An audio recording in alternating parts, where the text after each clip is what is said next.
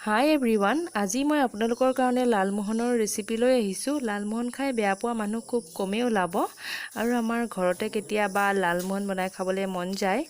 গতিকে মই আজি গাখীৰৰ লালমোহন কেনেকৈ বনালোঁ ভিডিঅ'টো শেষলৈকে চাই থাকিব। আহকচোন ভিডিঅ'টো ষ্টাৰ্ট কৰোঁ। মই 1 লিটাৰ গাখীৰ লৈছোঁ। 1 লিটাৰ গাখীৰৰ পৰা মই 13টা লালমোহন ধুনীয়াকৈ পালোঁ। প্ৰথমতে গাখীৰখিনি উতলাই ল'ব লাগিব। তাৰপিছত নেমুৰ ৰস চেপি চানাখিনি উলিয়াই ল'ম। এয়া নেমুৰ ৰস দিয়াৰ লগে লগে চানাখিনি ওলাই পৰিছে। এতিয়া মই এখন কটনৰ কাপোৰেৰে চানাখিনি টুকি ল'ম। এঘণ্টা সময় মই চানাখিনি টুকি থ'ম। এয়া চানাখিনি মই টুকি হৈ গ'ল। ইয়াত মই এতিয়া ময়দা দিছোঁ 1 কাপ আৰু চেনি দিছোঁ 1 চামুচ। এইখিনি মই এতিয়া আধা ঘণ্টা সময় মঠিব লাগিব। যেতিয়ালৈকে কোমল নহয় তেতিয়ালৈকে মঠি থাকিব লাগিব। আৰু লালমোহনখিনি ভাল হোৱাটো সম্পূৰ্ণ আপুনি কিমান মঠিছে সেইটোৰ ওপৰত নিৰ্ভৰ কৰে। গতিকে আধা ঘণ্টা সময় মঠিবই লাগিব। যদি আমনি লাগে টিভি চাইও মঠি থাকিব পাৰে। মই টিভি চাই মঠিছিলোঁ, মোৰ অলপো আমনি নালাগিলে। এতিয়া মই ইয়াত 1 চামুচ বেকিং পাউডাৰ দিম। বেকিং পাউডাৰ দিয়াৰ পিছতো মই 5 মিনিটমান সময় আকৌ ভালকৈ মঠি ল'ম।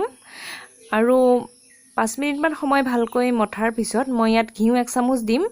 ঘিউ 1 চামুচ দিয়াৰ পিছতো মই 10 মিনিটমান সময় ভালকৈ মঠিব লাগিব। আৰু এনেকৈ 30 মিনিট সময় মঠি লোৱাৰ পিছত আমি এই ডোটো আধা ঘণ্টা সময়ৰ কাৰণে ৰাখি থ'ব লাগিব। এয়া আধা ঘণ্টা সময় ডোটো এনেকৈ ৰাখি থ'ব লাগিব। এখন ঢাকনিৰে ঢাকি থ'ব। তাৰপিছত মই লালমোহন বনাম। এয়া মই লাডুখিনি বনাই ল'লোঁ। লাডুখিনি গোল কৰোঁতে যদি ফাটি যায় তেতিয়াহ'লে আকৌ মঠিব লাগিব। এতিয়া মই চুগাৰ চিৰাপটো বনাই ল'ম। এটা ডাঙৰ চাইজৰ বাতিৰে 1 বাতি চেনি লৈছোঁ আৰু সেই একেটা বাতিৰে মই 1 বাতি পানী ল'ম। আৰু মই এখন কেৰাহীত ৰিফাইন তেল লৈছোঁ। ৰিফাইন অলপ সৰহকৈ ল'ব যাতে লালমোহনখিনি ডুবি যায়। আৰু এয়া বেছি গৰম কৰিব নালাগে, বেছি ধোঁৱা ওলাবলৈ দিব নালাগে। আৰু মই চেনি পানীখিনিত 2 চামুচ গাখীৰ দিছোঁ। গাখীৰ দিয়াৰ লগে লগে চেনিত যিবোৰ গেট থাকে, গেটখিনি ওপৰলৈ ফেন হৈ ওলাই আহিব। আৰু এই ফেনখিনি মই এখন চেকনিৰে এনেকৈ কাঢ়ি দিম। এইবোৰ থাকিলে লালমোহন বেয়া হৈ যাব। এনেকৈ কাঢ়ি দিব ফেনখিনি। এতিয়া আমি এটা এটাকৈ লালমোহনখিনি ডিপ ফ্ৰাই কৰিব লাগিব। এয়া মই এটা লালমোহন দিছোঁ আৰু গেছটো মিডিয়াম ফ্লেমত ৰাখিছোঁ। এইটো মই এতিয়া বাদামী ৰং হোৱালৈকে ভাজিব লাগিব। আপোনালোকৰ অভ্যাস নাথাকিব পাৰে, সেইকাৰণে 3-4টা লালমোহন একেলগে ফ্ৰাই নকৰিব। এটা এটাকৈ ফ্ৰাই কৰিলেই বহুত ভাল হয়। ফ্ৰাই কৰাৰ লগত বহুত কথা আছে। সম্পূৰ্ণ ফ্ৰাই কৰাৰ ওপৰতো নিৰ্ভৰ কৰে লালমোহনখিনি। কালাৰটো এনেকুৱা হৈ থাকিলে নহ'ব। বাদামী ৰং হোৱা নাই এতিয়ালৈকে। এইটো দেখিছেনে কিমান ধুনীয়া হৈছে। আমি প্ৰত্যেকটো লালমোহন এনেকুৱা ৰং হোৱাকৈ ভাজি ল'ব লাগিব। এয়া চাওক। এইফালে চুগাৰ চিৰাপখিনি মিডিয়াম ফ্লেম কৰি বনাই আছোঁ আৰু এইফালে মই লালমোহনখিনি ফ্ৰাই কৰি ল'লোঁ। ফ্ৰাই কৰি হৈ গ'ল আটাইকেইটা লালমোহন আৰু চেনি পানীখিনি আঠা আঠা হৈ গ'ল। এতিয়া মই গোটেই লালমোহনখিনি ইয়াত জুবিয়াই দিছোঁ আৰু মই কমেও 10-ৰ পৰা 15 মিনিট সময় উতলাব লাগিব। ভালকৈ উতলাব লাগিব হাই ফ্লেম কৰি। এয়া উতলি আছে।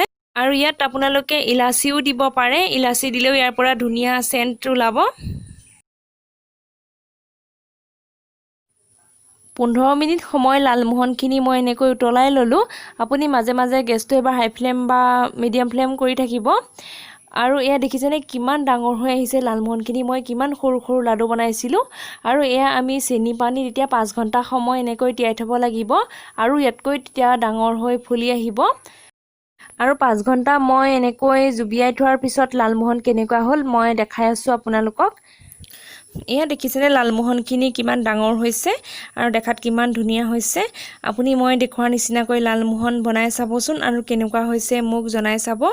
এয়া মই এটা আপোনালোকক ভাঙি দেখাইছোঁ। কিমান ছফ্ট হৈছে দেখিছেনে? এয়া চাওক কিমান ধুনীয়াকৈ ভিতৰটো সিজি গৈছে। মই ওচৰৰ পৰা দেখাই আছোঁ। এয়া চাওক কিমান কোমল হৈছে।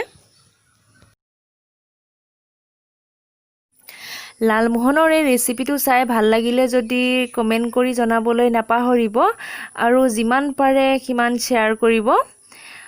আৰু মোৰ এই ভিডিঅ'টো শেষলৈকে চোৱাৰ কাৰণে বহুত ধন্যবাদ। আপুনি যদি মোৰ চেনেলত নতুন হয় তেতিয়াহ'লে মোৰ চেনেলটো ছাবস্ক্ৰাইব কৰি ল'ব। আকৌ এটা নতুন ভিডিঅ'ৰ সৈতে মই পুনৰ আহিম। লগতে ডেছক্ৰিপশ্যন বক্সটো চেক কৰিব, তাত বেলেগ বেলেগ মিঠাই ৰেচিপিসমূহ ধুনীয়াকৈ লিংক দিয়া আছে, তাত ক্লিক কৰি চাব পাৰে।